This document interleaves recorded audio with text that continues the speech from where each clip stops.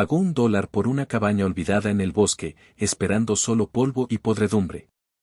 Pero dentro, encontró a una niña que no había hablado en 3 años, y sus vidas nunca volvieron a ser las mismas. La puerta crujió antes de que siquiera la tocara, la madera deformada gimiendo como si no se hubiera abierto en años. Elias Grant dudó, con la mano flotando cerca del pestillo oxidado, su aliento formando nubes en el frío de la mañana.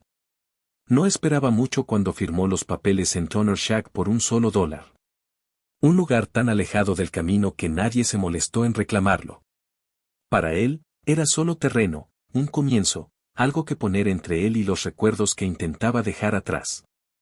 Pero cuando la puerta se abrió con dificultad, una ráfaga agria salió, y su instinto le dijo que algo no estaba bien. La cabaña era pequeña, una habitación con un catre en la esquina, una mesa rota y polvo acumulado tan alto que se podía escribir en él. Un estante colapsado se apoyaba contra la pared, medio enterrado bajo libros podridos. Una sola ventana rota dejaba entrar una luz gris opaca. Pero había algo más. Un sonido tan débil que al principio pensó que era el viento. Luego lo escuchó de nuevo. Un rasguño, luego un arrastre desde detrás del marco de la puerta cerca del hogar. Elías se tensó. Había estado solo demasiado tiempo como para ignorar instintos como ese. Hola, llamó suavemente, su voz sorprendentemente alta en la cabaña vacía. Sin respuesta. Entró, sus botas crujiendo sobre vidrio y arena. Todos sus sentidos gritaban que el lugar no estaba vacío, que no estaba solo. Entonces la vio, una niña de no más de 14 años, con el cabello enredado y sucio, su vestido colgando suelto de su cuerpo delgado. Estaba agazapada en la esquina más lejana como un animal asustado, con las rodillas pegadas al pecho, los ojos abiertos y sin parpadear. No habló, no se movió. Elías se quedó inmóvil donde estaba. Está bien, dijo en voz baja, con las palmas abiertas, cuidadoso de no acercarse más. No estoy aquí para hacerte daño. Nada. El silencio se hizo denso, sofocante. Dio un pequeño paso más cerca, y fue entonces cuando lo vio. Una cadena oxidada, atornillada al suelo, sujeta alrededor de su tobillo. La visión lo golpeó como un puñetazo. Quienquiera que fuera, no solo se había estado escondiendo. La habían mantenido allí. La mandíbula de Elías se apretó. ¿Quién te hizo esto? La niña se estremeció ante su voz, encogiéndose más contra la pared. Ni una palabra, ni un sonido, solo miedo crudo en sus ojos. Para cuando trajo sus herramientas del carro afuera, sus manos temblaban. El candado era viejo, terco, pero se dio con un chasquido fuerte. La niña no se movió. Incluso cuando el grillete cayó al suelo, solo lo miró, con los ojos abiertos, como si la libertad fuera algo demasiado extraño para confiar. No te vas a quedar aquí, murmuró Elías bajo su aliento.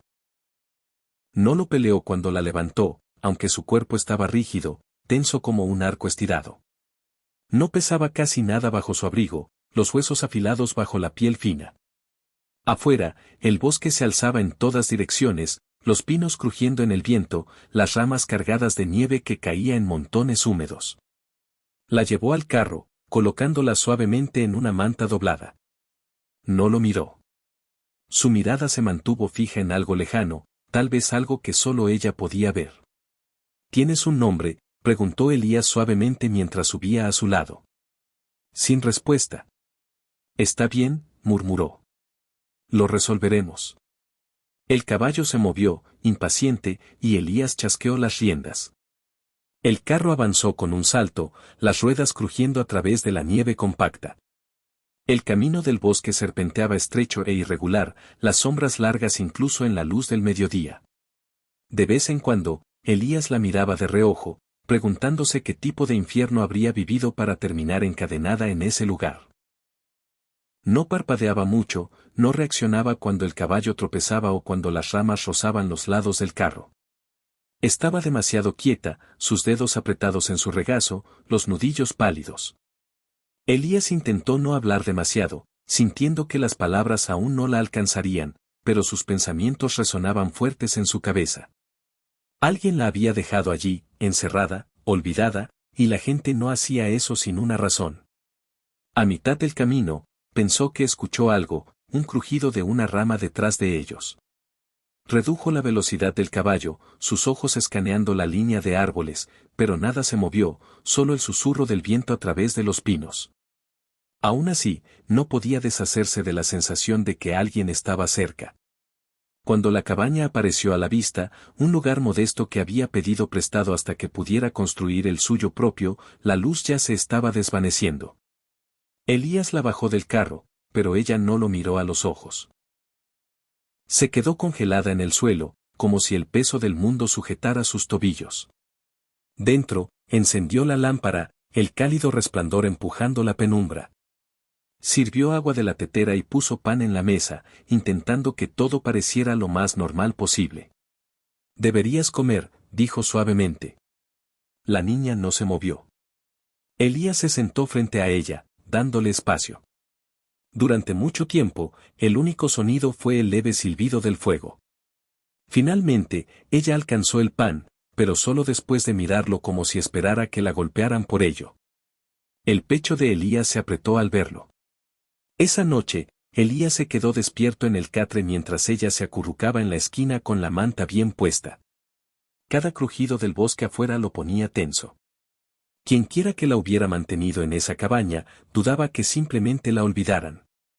Mientras el sueño comenzaba a jalarlo, un sonido suave rompió la quietud. No una palabra, no un discurso, solo un sollozo roto y quedo. Fue el primer sonido que ella había hecho en todo el día. Elías miró al techo, con los puños apretados. Quienquiera que hubiera hecho esto, quienquiera que le hubiera robado su voz, su confianza, aún estaba allá afuera, y de alguna manera sabía que esto no había terminado. La mañana llegó gris y pesada, con ese tipo de luz que no podía decidir si pertenecía a la noche o al día.